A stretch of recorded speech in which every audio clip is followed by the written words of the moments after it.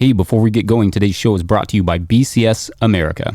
BCS two-wheel tractors power dozens of professional quality, PTO-driven attachments for soil working, mowing, property maintenance, snow removal, and more.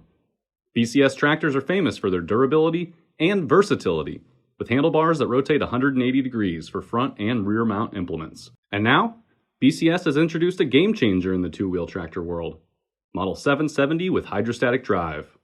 Model 770's easy grip lever enables the operator to precisely select ground speed and direction of travel without the need to shift or vary the throttle. This is extremely useful for heavy mowing or snow clearing jobs where constant changes in direction or speed are necessary. Now you can keep the flail mower running at full RPM while you mow forward, reverse, and forward again, all without the need to shift or re-engage the PTO. The hydrostatic Model 770 is on sale now. Check out bcsamerica.com for sale pricing and to find your nearest dealer. That's bcsamerica.com. Today's show is also brought to you by Growers & Co., who have launched a brand new magazine specifically for growers like you, growers like me. This is a biannual, meaning it's going to come out twice a year, publication with articles centering on the culture of small-scale farming. In this first issue, there are several really awesome farmer profiles, some great essays. I wrote one on regenerative agriculture, so maybe I'm biased, but it is a really cool publication, and I'm excited to be a part of it. For the uninitiated, Growers & Co. is the brainchild of Jean-Martin Fortier, the market gardener, who is working to create a tool and apparel company that is for growers by growers. The goal of Growers & Co. is to be a brand that represents the dignity, skills, and creativity required to do this work. Since I've known JM, he has been working on this idea for the better part of a decade, and it is really cool to see that work come to fruition. Learn more at growers.co. All right, let's jam.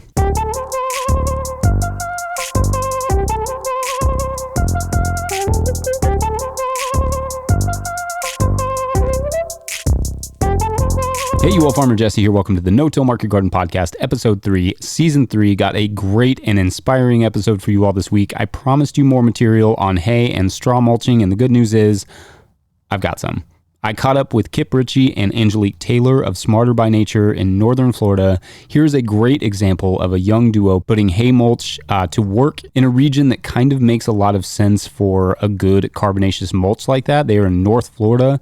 They get a lot of rain, sometimes in the form of a hurricane or tropical storm, but they also go through very hot droughts. And the mulch on raised beds has worked well for them. They have adopted all sorts of African greens to their operation for the heat of the summer down there. They grow beautiful Brussels sprouts.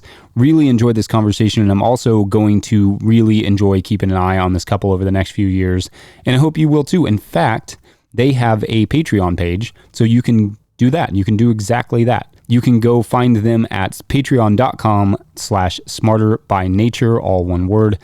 We'll have all the links in the show notes. Before we get going, make sure to subscribe to this podcast wherever you're getting it. Did you do that? Did you stop and do it? Awesome. Well then, without further ado, let's get into this amazing conversation with Angelique Taylor and Kip Ritchie of Smarter by Nature.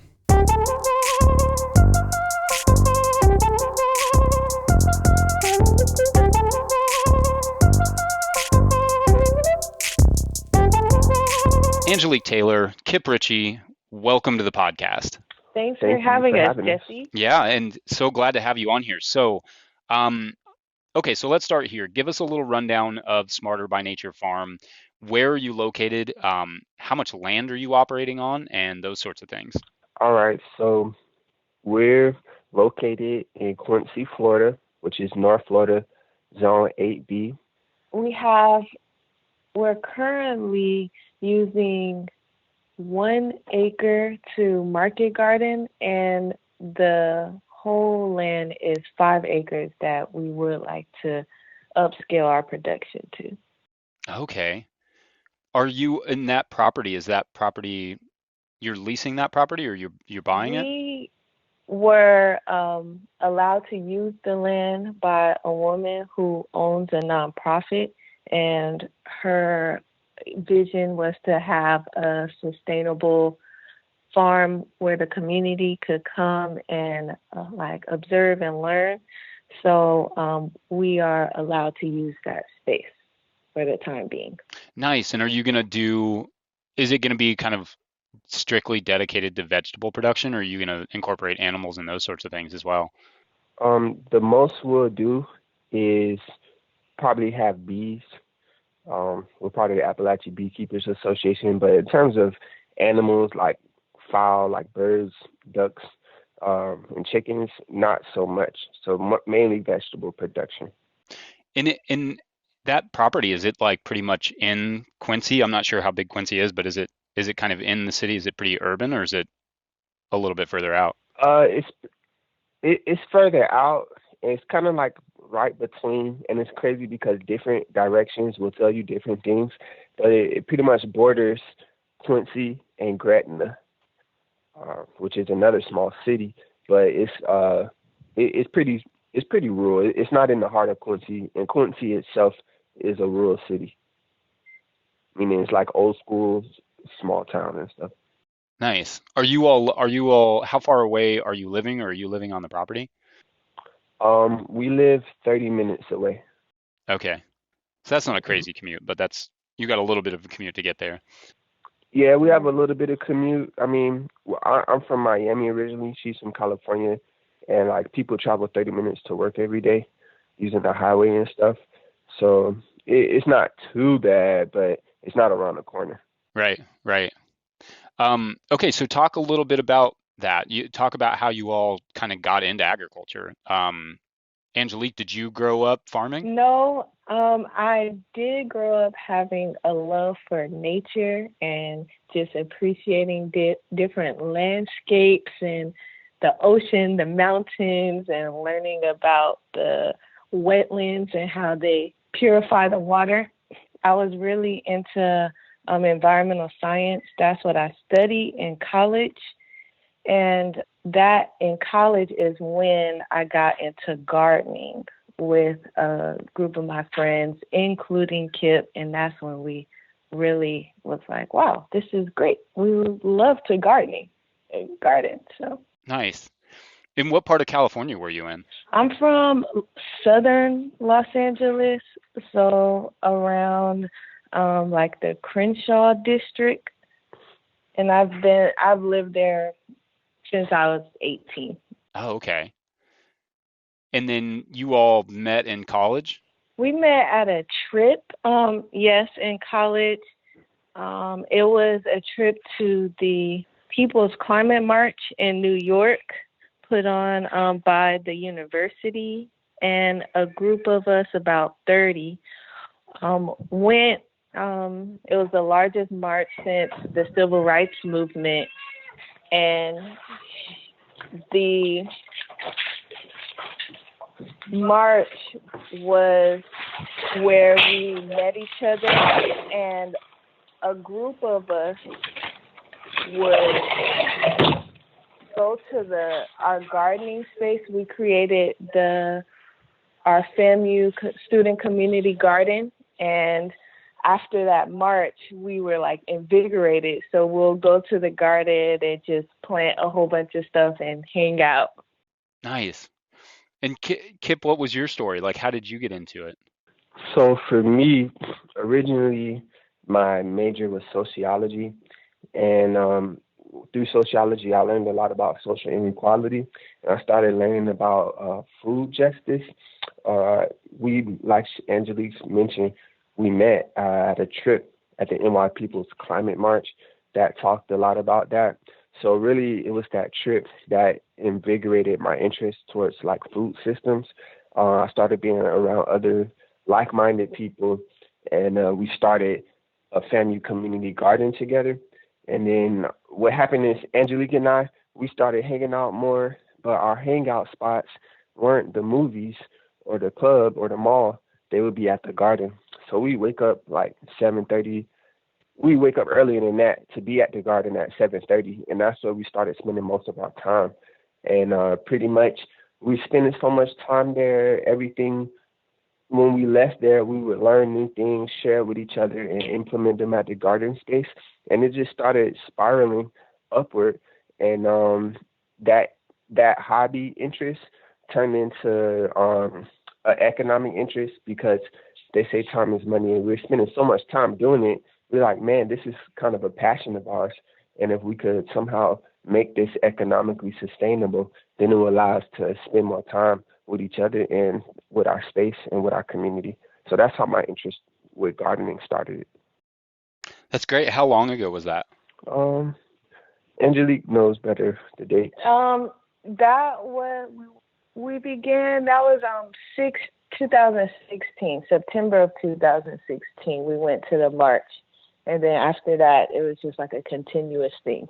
Yeah, that's great. That's a great story. So talk a little bit about your growing season down there, because I'm just now realizing, like, I've interviewed a couple people from down in Florida. We're in Kentucky, but our season kind of shuts down here coming up shortly. But your season kind of goes through the winter. Are you just now kind of ramping up? Like, have you been taking the summer off? Is it that sort of climate there? Yeah, we're starting to ramp up for the fall season, and what that means is we're starting a lot of brassica plants. So we have our collards, broccoli, Brussels sprouts. Those are our three main brassicas, as well as mustard greens. Uh, we didn't take any time off for the summer. If anything, we took like a week off last week for the first time. But throughout the summer, we wanted to continuously provide food to our community. So we started growing like either drought resistant or just things that would do well in our space. So we had an abundance of sweet peppers. We had eggplants. We had tomatoes at the beginning. Like they tapered off at the beginning / middle of the summer. And then what did we have? Oh, we had African spinaches, which were like a hit at the market. So people really, we went to Southern Seed Exposure. No, Southern, is it called Southern Exposure Seed Exchange? That's what it's called. And we found some heat-loving seeds. We prepared for a potential drought in our space, since that happens sometimes. And we ended up getting Nigerian spinach and Egyptian spinach. They really liked that at the farmer's market. And we also were doing pea greens, cowpea greens, and that was really good as well. Nice. Can you describe your farmer's market a little bit? So the farmer's market is in Frenchtown, which is a historic district. Um, that is in the center of Tallahassee, which is an urban space, and it's in what's considered a food desert. So that means that for that area, there's no accessible fresh food within a mile and a half of any given space within that radius. So we serve a mixture of crowds. We serve people that know where the best quality food is. They come from the north side of Tallahassee. They come from all over to get our produce. But then we also have people that live right around the corner who've never heard of kale before, and they come to the farmers market and they get introduced to all of these amazing foods that we serve. Is your farmers market, or are you all able to accept things like SNAP benefits and those sorts of? Yes. There are benefits for like low income families, and our market is one of the few markets in the area that accepts and doubles the SNAP benefits. We also accept WIC, Elder Affairs. Like they have these tokens that they give to the customers to use for fresh fruits and vegetables, and also like preserved goods and granola and things like that.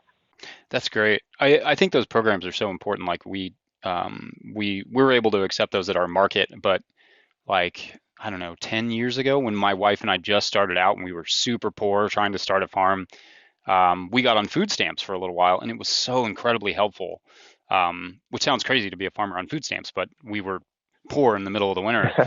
But no, it was great. Yeah. I mean, that program like really helped us get a foot up, and I know that's a super helpful program, and especially when you can spend that money at a market. I want to talk about, like, one of the things that I really am inspired by with what you all are doing is your kind of use of hay, and And it just now occurs to me when you were talking about drought that you don't really have irrigation out there. Is that correct? We don't have a irrigation system like drip irrigation. We kind of have like a water hose, and we're doing it like that right now. Um, we're very lax when it comes to watering because we try as farmers. Part of our principles is just preparing for the worst in terms of like anything that a climate can throw at you. We don't really. We're kind of we've done PVC pipe drip irrigation before, which worked well at our previous location, which was half of an acre. But for this location, we wanted to like lay off of the plastic. So we started finding out we're always looking for regenerative methods to help build our soil and preserve our crops. So we've heard of we've heard of things like Masanobu Fukuoka with his natural farming, and we also heard of Ruth Stout with her no-dig gardening, and like just different people that have done different things. Yeah, Paul Gauchi, he does back to Eden gardening. But these different people, they are following the same principles of covering your soil with organic matter and carbon. A lot of people, they do cover crops, people do living mulch.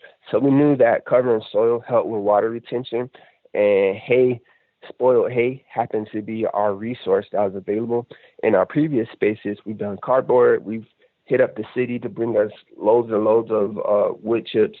But in this space, we found a farmer who sells cotton. He grows cotton and peanuts, but he lives about 3 miles away, and he gives us bales of hay for $20. And like the average bale of hay here costs $65. So that really helped us out. And Jeff Lawton, who's like a permaculture advocate, he says permaculture pioneer, but what he says is that for every 3 inches of water, the carbon, the hay will retain 1 inch of water. So we put that to the test, and throughout our season, we will observe better water retention during hot seasons. And that's something that we're really into. This year, we're going to definitely water our plants even more. We might do overhead irrigation. A lot of people here and in hot spaces, they don't advocate for it because overhead leads to evaporation. But we like to do either early in the morning or late at night. Yeah.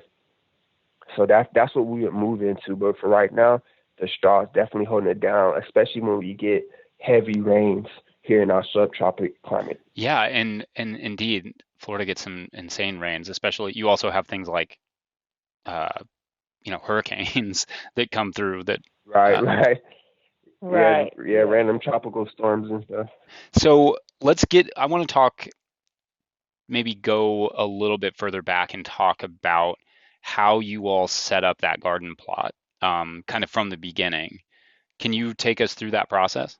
Well, it began like planning on the paper. We're like, okay, we got 5 acres. What are we going to do? How are we going to start? So we like to start from patterns to details, and which means that we started from the section that was closest to us. So we decided to do field blocks, and we are inspired by JMS, and he does. Which is John Martin Fortier, if people don't know. Okay, JM, yeah, sure. Right, yes.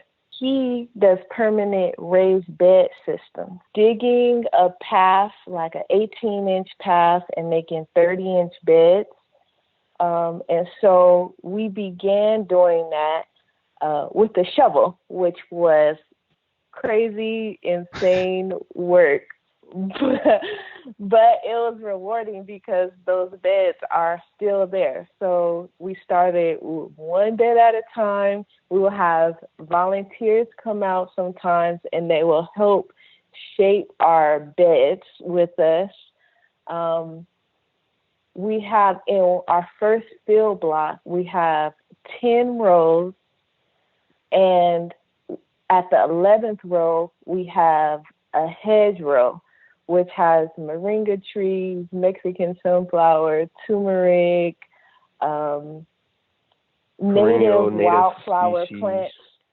Yeah. And so we did that as a windbreak and like small habitat section for the predators.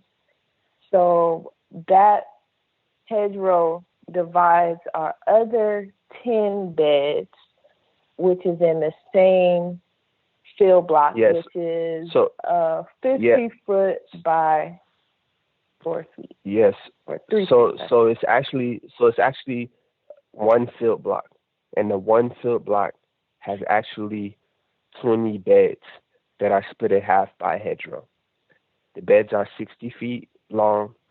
We use 50 feet to grow, and then we save 5 feet on each end in order to put flowers, because we're real advocates of integrative pest management. When we first started our space, it was pretty much large grass, and you couldn't walk through without fear of something grabbing your leg and body slamming you. And pretty much we started with those digging beds like she mentioned. And what we did was we mowed down the area. We had it harrowed, and we dug the beds, but eventually we started to get the black silage tarp to help clear the ground in our space, and that really helped a lot in the development of our area. So those 20 field blocks were the first beds that we created. After that, we decided that we were never going to dig beds again, because that's just not for us. Instead, and our methods are changing as we grow, because again, this is the first time we ever had this much amount of space. So we're used to doing all of this work in a small area, but we ended up using the grub hoe, which is like our number one hand tool, if anybody asks, in this space, is the grub hoe. And that helps. That does a little bit of everything. It's a tiller, a cultivator. It does a lot. And that helped us create our middle section. And we just got the BCS tractor, which is going to be like our next tool that we use to cultivate more space. So there's been progress since we first got there, but it was all grassy. You can see it on the GPS. It was like all grassy, and then we cut out a big chunk of that space with our time and effort. And it's really good to see it go from one thing to the next. One effect of that, because it's like mainly two of us, we have volunteers that are kind of spotty and they help out whenever they can, but it's mainly us two. So that means we have to have like lenience about particular things in terms of our threshold. So we have a higher threshold for weeds in our space, like based on our principles. What we mainly care about is good quality food. We mainly care about the end result, like bringing the best food to the market. And that's something that's noticeable when with our customers. They notice the quality of our food, but we don't pay as much to weeds. With the hay, it helps suppress weeds for a long period of time. But during the heat of the summer, the weeds come through. That's like the one time where the weeds come through is during the heat of the summer. And that's when we're more lax, because they help actually retain moisture in the soil. They help with microbes and bacteria, and they also help bring beneficial pollinators to our space. So we typically let it go for the summertime in relation to our summer vegetables. And then right now we're weeding up the whole space to prepare for the fall. So that's pretty much how we came about. Nice. Okay, so that first block, you dug it with shovels, and then the second block, you started using that grubbing hoe. Right. Once you get those beds formed, you're throwing a tarp over top of them and kind of sort of burning down that grass a little bit. Right. Yeah. For our space, is 6 weeks. 6 weeks. Okay. And then you're throwing hay over top of that. And that's kind of the whole bed prep. Would that be accurate? After we take off the silage tarp and before we put the hay, we would amend the soil with azomite, compost and molasses or fish emulsion. So then you apply the hay, and then it's kind of ready to go. Yes. Yep. Cool. Okay, so take us a little bit through like the planting process. Are you doing much in the way of direct seeding, or are you doing mostly transplants? So we are doing, I say 50-50. Our greens are what we transplant. We have a greenhouse that's about like 20 feet by 40, and we do our brassicas in there. And for our direct seeding, our onions and carrots and turnips, we would make a fresh bed without the hay and direct seed those seeds or smaller seeds like that. Yeah, and it's probably more transplanting than it is direct seed. Like we have 20, probably 30 beds that are transplant, and we're only going to have about 10 beds that are direct seeded. And those include our radishes, carrots, as well as our onions and our turnips. So that's what we direct. That's what we direct seed, and that's what we plan on direct seeding. Before we direct seed it by hand, but we're about to get the Jang seeder, and we heard great reviews about that, and just being more efficient with our time. So that's what we're going to use for our next direct seeding. But it's largely transplant, which works for the hay. Direct seeding doesn't work as much for when you're spreading hay like that. So you'd have to kind of open the bed up. We tried carrots before. There are many factors that influence the outcome of our production, but we noticed that how we did it was we kind of broadcasted the seeds over our space first. We watered it in, and then once we saw some transplants, once we saw some new sprouts growing, that's when we put a light amount of hay. So we tried it before, but we prefer just a nice open space for the direct seed, and then for the other ones, the transplants works. For the transplants, the hay works great. Right. Yeah. When you do pull that hay back a little bit and have a little bit more of an open space for those direct seeds, do you end up with more sort of weed competition? Not so much, because the broadcasting, that's when we get into other aspects of weed management. Like that becomes a living mulch. Our turnips, we do generally 4 rows of our crops when we direct seed. We'll probably do like 3 rows of onions in one bed, and then we'll do 4 rows of carrots, 4 rows of turnips in our other beds. But those become a living mulch. So we don't see a lot of weed competition. If anything, more towards the end of their season, after we've been picking, because we kind of like pick as we go since they have such a long shelf life. Some carrots we pick earlier than others, but as we taper off those crops, that's when the weeds come through. But until then, it's pretty much, especially for our turnips and our radishes, which have large leaves, though they really work well to suppress weeds. Yeah, those are great crops for that. Then that Jang may work really well. Like we use the Jang. We've used it for a few years now, and it's great in situations where you have a lot of stubble, especially if you get the double disc opener. It seems to go through kind of rougher ground a little bit easier. Like, if you had some mulch on the ground, it seems to go through that pretty well. It works fine with the shoe, but that double disc does kind of give it another layer. Right. You all had like some crazy rain, it seems like recently. Do you want to talk about how the garden with all that mulch on it reacted, and especially with those raised beds, like how it got through that rain? Yeah, Angelique. Yes. So that time it rained for like 2 or 3 days, kind of like on and off. And what happened was the water collected in our pathways, which are like 2 inches deep. And so instead of there being random pockets of puddles, all the rain just went in our pathways. And it takes about a day for the water to sink into the soil or some to evaporate. But having those raised beds really help with flooding because none of our crops get flooded out or anything like that. Yeah. And during that time, I saw I went over to the space where we didn't cultivate yet or create beds, I should say.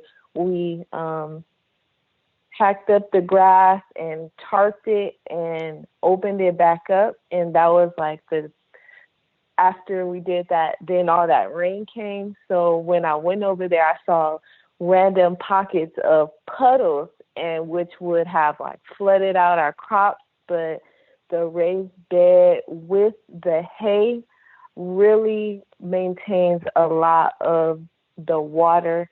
And when I open the hay up, our soil is really sandy. So normally it would just be loose sand, but it was just really hydrated after a good rain. And then that also causes the hay to break down, creating organic matter. So it's just the rain really comes through and helps facilitate with the keeping of the water in the soil. Right, yes. Yeah, and another thing is that we're originally using the John Martin Fortier method. He advocates for building beds up to 8 inches high. So that's how we started out, and that's what we try to shoot for, is 8 inches high for our beds. That allows for flooding to not occur in our space. As she mentioned, the sandy soil, that's what type of soil that we have. That means that we have low water retention. If it was clay soil, it might be a few degrees worse. But since it's sandy soil, low water retention, we don't typically have a problem with the flooding. And then when you add the raised beds, that prevents any sort of pooling in any pockets of water that may be detrimental to our crops if we just had flat rows straight into the ground. The thing that we did hay mulching for a really long time, or for a few years, and we ran into issues of it being a little bit, difficult to kind of keep up with the weeds. But we loved the quality of the produce. And when I look at some of the pictures of your products, I'm like, that looks like really healthy. And I'm wondering if you've tried different methods and been able to kind of compare them in terms of quality of production. Only the different methods, the different methods that I would say that we've tried before, or the two methods when we had serious intent. When we first started, we was just trying a lot of different stuff. So we've done seed balls before, where we would just put a different seeds, we broadcast them, later the wood chips down and see what comes up. But as we progress, our last space that was half of an acre, that's where it was a lot of wood chips, a lot of organic matter. It was not sandy soil. It was more so loamy. And we had an abundance of mushroom compost that we spread across those beds in our previous space. This space, we did compost for the first half of our field block. But for our second half, we decided just to do the minerals. Our first space, which had the compost, our first space that was half of an acre, that space retained more water. So if anything, our plants might have been a little bit more lush because of the retaining of the water and because how much organic matter was in that space. But it would only be a slight difference, and it would be noticeable in crops maybe our broadleaf mustard, crops that would generally typically be real big. Our lacinato kale, we noticed some some difference. It wasn't as big as our previous crops, but for the most part, it's pretty good, especially because when the fall season comes, that's when there's less evaporation in the sky. So it kind of balances out. And what we decided to do different moving forward is just to make sure that we water more frequently, and that we make sure that we do make sure that they're getting those minerals. So before we do one mineralization in the beginning, but now we're probably going to do one mineralization, and then we're going to let maybe 3 to 4 weeks pass, and then we're going to apply like a foliar spray, or organic foliar spray. It might be like molasses water or something like that, or seaweed, fish emulsion and stuff. And we're going to do that in the future to help balance out and get better results like we did in the past.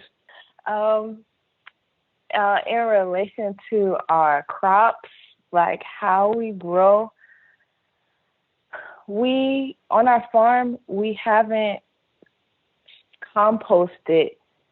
We haven't started a compost. And instead of creating a compost, which is like another labor task that Kip and I, we can't necessarily do because it's other more important things, we mainly chop and drop our crops like as they are, right in the beds or in the pathways, and just chop them up and just let them naturally break down, except for if they are stockier like okra or Brussels sprouts. But we really like to put the plant matter back into the soil.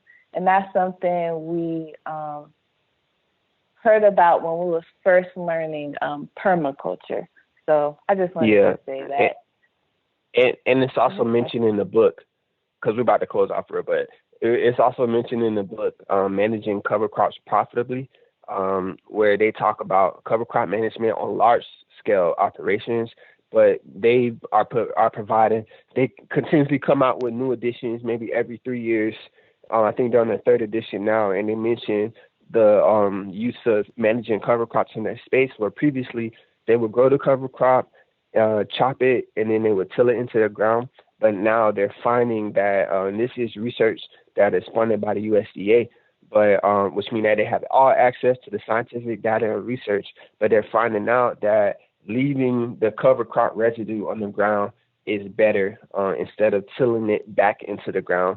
I guess they thought the idea was that you didn't want fungus or something like that to mess up the soil, but they're finding out that soil is like an immune system, and when you break down those crops, it gives information back to the soil, and it helps balance the soil out. So we really like the chop and drop method.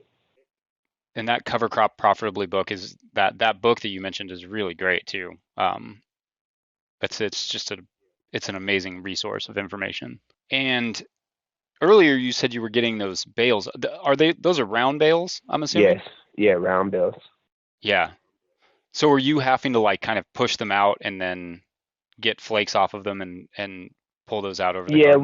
we go to Tractor Supply. We get a trailer. We ride out to the farm to Mr. Virgil, that's his name. He has like a big tractor, and he loads it. It's called the brand is called, but he has a big tractor. He picks it up and with a front loader and loads it onto the trailer.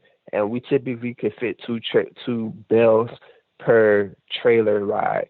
So then we take that around the corner to our farm, and sometimes basically one is always only Angelique and myself, like pulling out the hay for some reason, just because of the timing that we do it at. We want to be there for our volunteers, but when they're not there, we like to do all the ripping and running that we have to do. So what we do, sometimes we're able to push these bales off because if they're round, but if they're like a little bit flat, since these are like spoiled beds, then we have to like pull it off one layer at a time. So we'll just put our gloves on and we'll just make a big pile ripping it off. And then when it's small enough, that's when we'll finally push it off ourselves. because we don't have no big equipment. So we're just using our hands to get it done. And it takes about, I would say about 30 minutes, maybe, 15 and 30 minutes for us to handle 1 to 2 bales. Okay. Yeah, that's great. We did round bales when we were doing more hay mulching, and Oh, no. once you get them down to a certain size, you can kind of push it out Right.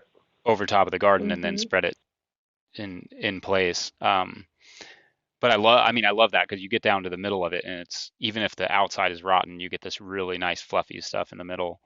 Right. Yeah, that's great. And like I said, like I always love the crop response on hay.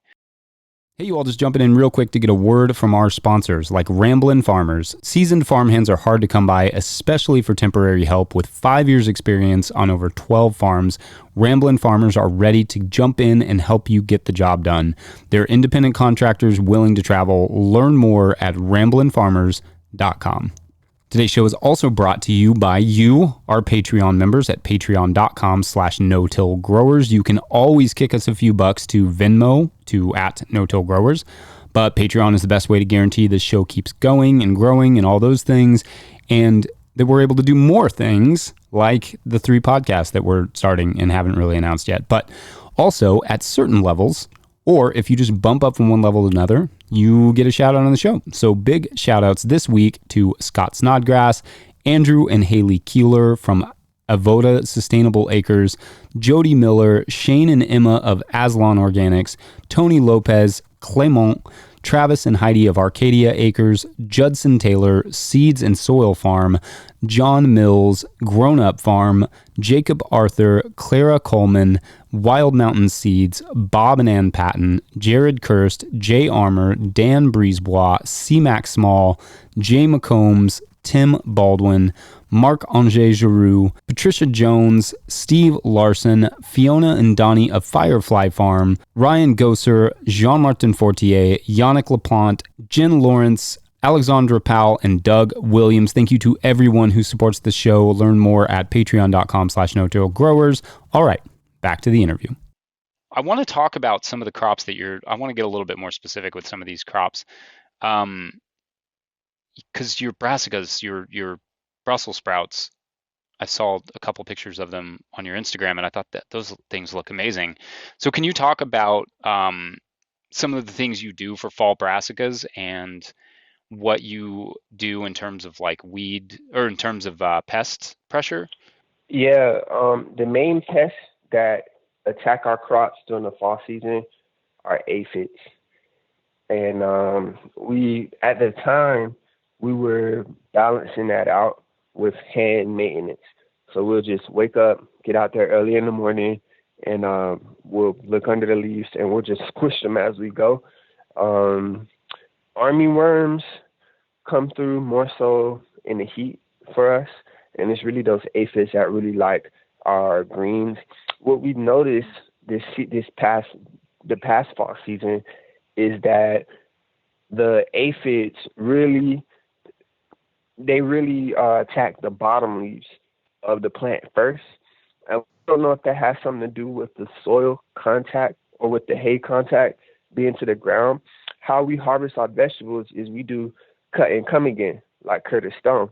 So even for our birotation, which is what he would call these brassicas, even for our birotation crops, we use cut and come again, and that just preserves the plant, preserves our season, and we get a super long season when we treat our collards like that. We typically pick like the biggest and the best leaves, and we leave the rest for the following week.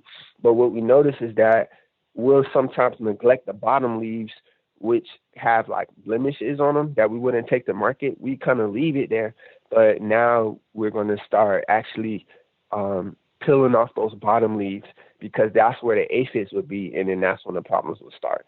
So now we're going to do a better job at, I guess, pruning, a form of pruning. But we're going to, even whether we take those leaves to market or not, we're just going to take those bottom leaves off and put them back onto the ground to break down instead of keeping them on the plant where the aphids attack. We're also using BT, this this coming season. So we're hoping that that's going to help out a lot. We're not going to be spraying BT all throughout the season, but we're going to do like a first application, and we're hoping that does well. We've heard people use neem oil, which we have as well, but we're not so keen on putting neem oil on our leafy greens. And we've done diatomaceous earth before, and that works temporarily, but as soon as it gets wet, you got to do another application. So I'm not a fan of that. And the last thing that we're gonna the next frontier for us is KNF, Korean natural farming, and that's we're reading that right now and looking at LAB, the lactobacteria, to help with our pests as well. Yeah, KNF's got some really cool stuff. Like the Jadam book is really interesting for pest management. Yeah, I love that. And then are you doing any covering, like row covers and that sort of thing? We do row covers when we have a frost coming. That's the main time that we do it. Not so much for our new seedlings, but we might introduce that earlier on in the process. But it really helps when a frost is coming. Nice. Do you get a lot of frosts Not there? really, but we might get like 3 to 4 in the season, and that frost would be like overnight, and then the next day it's gone. So we just got to really pay attention whenever the degrees are getting down to like 45. That's when we'll consider putting the covering on there. And as Angelique mentioned, we only really use that covering for that frost just to protect whatever crops are already in the ground. We don't really use them to start a season, to start any seedlings off. Okay. In the beginning, you kind of talked about getting into food and farming with some amount of, with some being a little bit inspired by perhaps social justice and those sorts of things. Is that part of the Smarter by Nature sort of goal, like big picture? Is that sort of what you're working towards? Can you kind of give us like an outline of how that fits into your farming? Yeah, so the mission of Smarter by Nature, we really want to facilitate sustainable relationships between people and the natural environment. So our community is our social aspect because we directly interact with them at the market. They like really, really show us support. And so there's like a spectrum of people who we interact with, like Kip was saying. Those who already know healthy food will drive miles, and then some people who just show up to the market for the first time and are wondering what different vegetables are. So really it's about like supporting the local farmers, the small farmers, and just having better access to fresh, affordable, quality food is what we really are into, as well as providing education. So we do that through our volunteer days. When people come to the farmers market, we tell them to, whenever you want to come out to the farm and check it out, let us know. So that will be a time where some people are introduced to our different growing methods. And then in addition to that, we are like sharing our experiences online. So the social aspect is really providing that fresh food and education. You have anything to add to that, Kip? Are you like when you see Smarter by Nature 5 years from now, what does that sort of look like? For me, I mean, as Angelique stated, education is the main component for us, and we feel that that's the barrier between with our consumers in terms of like knowing about healthy food, because food is a system. Because we can get into like oxidative stress and stuff, and anti-inflammation, those type of foods. But just in terms of introducing crops to our friends, into our community, and showing them where food comes from, we feel like education is that main barrier. So with Smarter by Nature, when we bring food to the market, that's more so like an entry component. That's how we engage.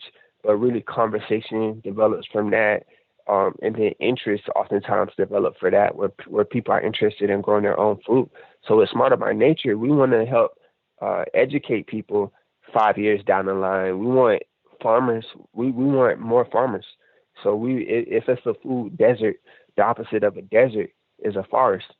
So we want to help. That means that there's a lot of room we have. Just because we exist in our city doesn't mean that that's enough for the North Florida region. So we would love to be training farmers in 5 years and just help spreading the message, not only within our community, but within other areas as well.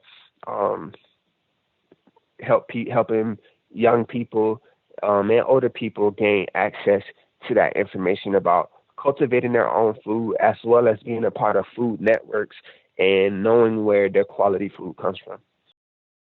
Yeah, that's great. I feel like when I was growing up, and I grew up like a suburban outside of, I don't know, like outside of a small town in Kentucky, essentially. Um, but rural, but it didn't seem like gardening, food, those sorts of things were not really a big part of it. Were they, I mean, did you see a lot of that sort of thing growing up? I didn't. I remember in elementary school we had one day for gardening, and it was only like literally one day. Like there was no follow up after that. So I remember my mom like planting roses, but I really wasn't into. I wasn't exposed to gardening. I really just admired nature. And I knew that I wanted to be outside. So once I got the opportunity, everything just kind of like came together.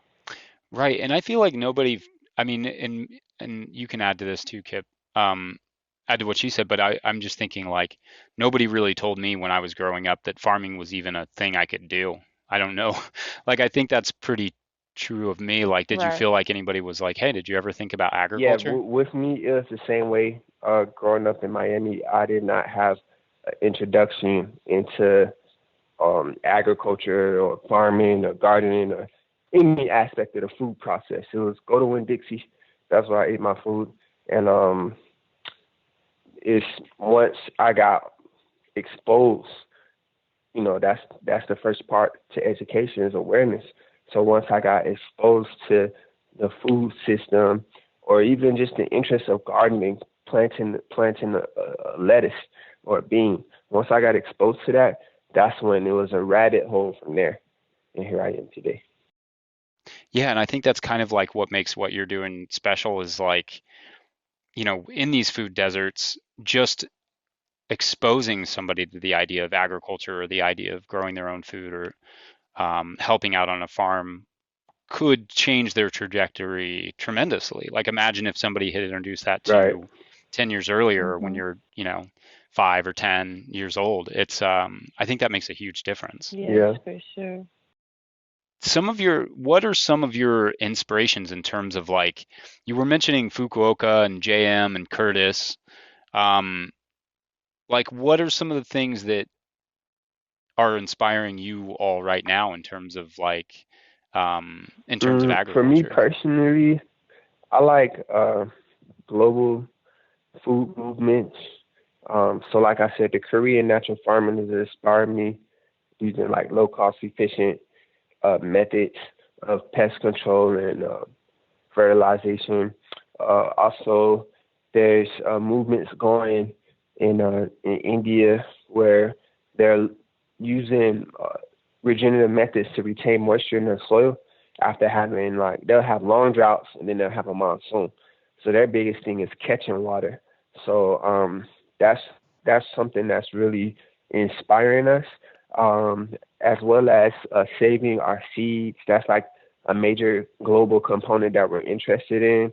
I'm really inspired by a guy named Zepp Holst, who has he manages like mountainsides, and he creates spaces where he's able to grow food in unfavorable growing conditions through the use of landscaping.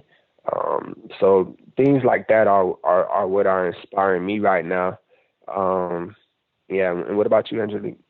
So I think, well, definitely all those, like finding people or cultures who have these practical, efficient growing methods and like regenerative, sustainable methods are really like inspiring to me, as well as like being at the market and seeing people's expression towards the produce we bring, and especially younger kids. We brought marigold flowers to the farmers market, and there was a young girl, and I was like, she was passing by with her family, and I was telling her that these are edible, like you can eat these. And she's like, what? Like, oh, that's so cool. Like, I want some. And so it's that curiosity that inspires me. And so I was like, wow, like she showed a glimmer of interest. Like that's what we hope for. And so it's definitely young kids and people, like we're seeing a lot of people on social media who's just sharing their experiences, and that is always inspiring to see people all over the world just trying it out at all kinds of ages. So yeah, I think seeing other people grow is inspiring for me. Yeah, that's exciting. I mean, I love the kids. There's just something about showing a kid, I don't know, having them pull a potato or something for the first time. And it's like magic. Yeah, you can eat that flower. Like it's probably a thought like I didn't have until I was a farmer, that you could eat just any old flower, that you can eat some, edible flowers. That's super cool. Right. Well, Kip and Angelique, I've really appreciated your time. Thank you so much for coming and chatting Yeah, with me. thanks for having us. We appreciate being here. This was great, Jesse. Thank you so much. Absolutely.